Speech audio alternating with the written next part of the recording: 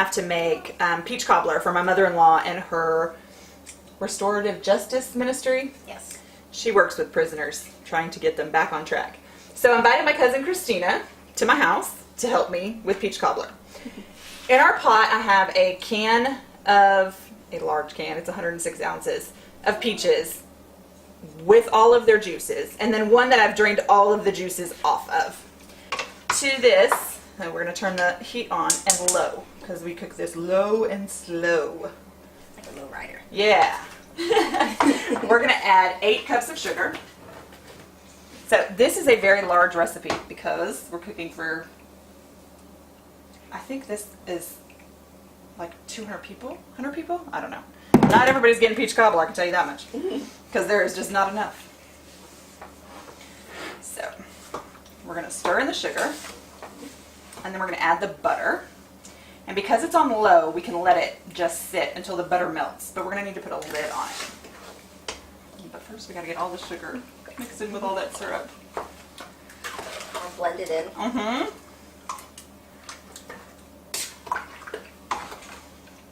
Okay, so when you can pull your spoon around and you don't get that big chunk of sugar that's not wet, you know what I mean? Yeah.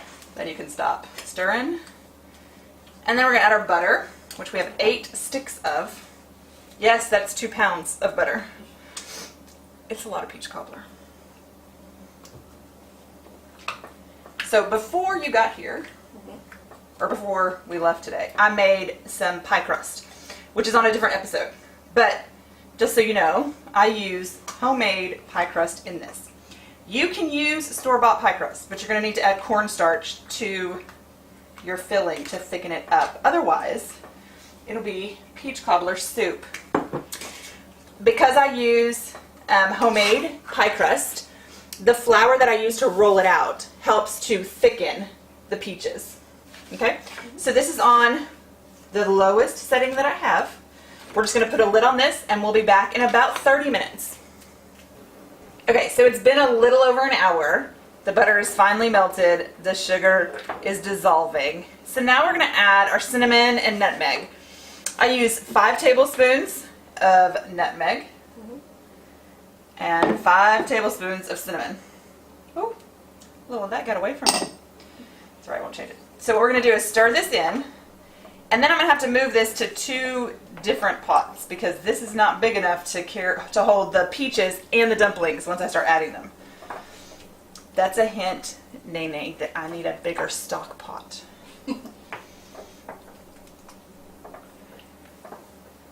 Alright. So once we get the cinnamon and nutmeg. Alright, you might want to back up for this. I'm going to take this. And I'm just going to split the 2 between the 2 pots. We'll bring it back together when we put them in their pans to bake. But for now, we're going to let these 2 simmer in their own pots, stirred just like this, for another 30 minutes, and then we are going to start making the dumplings to add to the filling. Okay, so while our filling is still cooking, we are going to make the dumplings. Okay. This is regular pie crust. All we're going to do is roll it out. Of course, it's been in the refrigerator, so it's a little stiff. Put your back and do it. Yeah. It's a real effort into getting it soft enough to roll. Now, the great thing about peach cobbler is it doesn't have to be perfect, right? Because no one cares what it looks like. We're just... As long as it tastes good. Yes. And all we're doing is rolling these out to put them in add it to the peach filling. And so nobody cares if your dumplings are all the right size or the right shape. They care that they're cooked all the way through. So you don't want to roll them too thick. That's why you'll see that I get them thin out at the ends. I'm going to cut this part off. I use a pizza cutter because it's real simple. There, we'll use that in a minute. When you're rolling it out, the pieces do break up. Oh yeah. So you want them about 1 inch apart in width. And And you see those edges? Just cut them, doesn't matter. Nobody cares. You can make them as small as that, or you can make them as big as that, and it doesn't matter because they're all going to cook once you get started. So we're going to put these all on the cutting board while our filling cooks. Go ahead. And then I'll get this ready to roll out again. And you can put as many dumplings or as many pieces of the pie in your filling as you want. My family likes pie crust, I think, more than they like peaches. In fact, I think Cobbler is your excuse to get more pie crust. There you go. All right, and now we're ready to add it to our peach mixture. So our dumplings are cut. Our liquid is boiling. Yours boiling? All right, so now we're going to take, all you have to do is separate them one by one and drop them in. And that extra flour that is hanging off of the dumplings, that's going to help to thicken. If you are using a store-bought crust, you're going to have to add cornstarch because that flour isn't there, so it won't be a thickener. So really the best is make your own pie crust. Y'all know how I feel about homemade pie crust. And I make it so often. We're spoiled. Yes. Y'all are spoiled. We are very spoiled.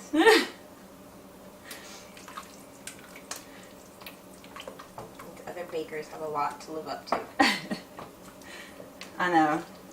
Mark told me all the time that he's worried about the women our sons find to marry because they're really going to have to know how to cook.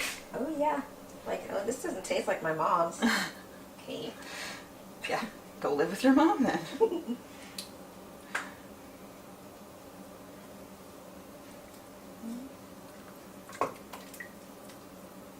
So the amount of dumplings that you add is entirely up to you. If you like a few dumplings, then just add a few. If you like a lot, like our family, we add a lot. Just make sure that you stir after each addition so that you get all of the crust absorbed in the liquid so that you don't have a piece of it that doesn't get cooked or that's stuck to another piece. You want it all mixing and cooking the same. How long does it usually take for them to cook? Once we add it all in and we let it sit, it's about 30 minutes to boil. And then we're going to put it in a pan and cover it with more pie crust. Because we can never get enough pie crust. No. Not yours, anyway. I know. Other people's might be like, that's enough. It's because mine's nothing but butter. This family likes But a shortening. Yeah. Likes is an understatement. Butter and bacon. I'm not a big bacon person. I'll eat it if it's there, but I don't. Yeah, have Mark to isn't have it. either. Well, he doesn't like any pork, but I don't have to have it with breakfast. Jonah thinks he's being exiled now because he used to have bacon every morning at Nene's, and now Now he's back home. now he's home where he gets bacon on special occasions like testing days. And I don't mean like I have a science test, on Tuesday. I mean like standardized test that the whole school is taking with you. All right, you need to put all of those in yours because you don't have nearly enough dumplings for this family. That's when I was to Auntie Anne's to get French toast when we had standardized testing in the morning. Oh, my kids think French toast is a Tuesday. They're not waiting. I told you the other day, Elijah gets in the car and tells me, Mommy, I need French toast, a biscuit, and a donut. I was like, you want some milk with that? He says, oh yeah, a milk. A milk too. Spoiled. Alright, so the dumplings are in. I'm going to put the lid on. We're going to put the lid on yours. We're going to turn up the heat to a 3. And we're going to let these cook for about 30 minutes. Alright, so our cobbler filling is off of the stove. And now I have 4 teaspoons of lemon extract. I'm going to pour half of it in mine and half of it over here in Christina's. And we're going to stir it up. Fizzes.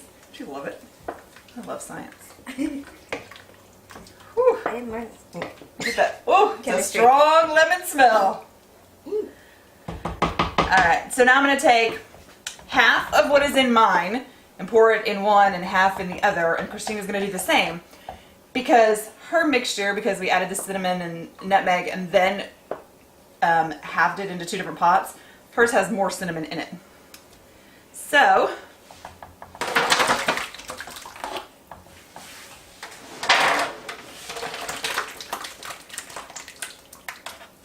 ooh. All right. It looks like I'm gonna need 3 pans. Okay, stop. Oh, go back. Over here. All right, over there. Did you get your arm? Yes. All right, we're good. Okay. All right, so we're gonna let these sit while we roll out the topping, which is another pie crust. Yeah. All right, so we're rolling out pie crust to cover the top of our peach cobbler. Okay, so I have flour on the bottom, put the crust down, flour the top, flour, and flour is necessary. Otherwise, it's going to break apart and crumble.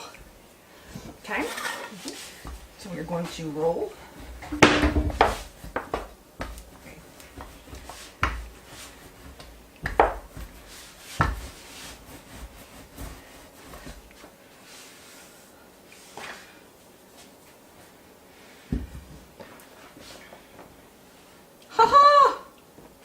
One. Can I roll it a little bit? Yeah. Just make sure the rolling pin is clean. Go for it. Yeah, you're gonna find out why I have muscles in my arms. It's not easy, is it? No. All right, we need to roll a little this way. We're a little skinny. We're long, but skinny. There you go. Uh-huh. Okay. Not for the faint of heart. No. Roll this way. There you go. Mm-hmm. All right, you ready? You gonna lift it? You want me to lift it? You lift it.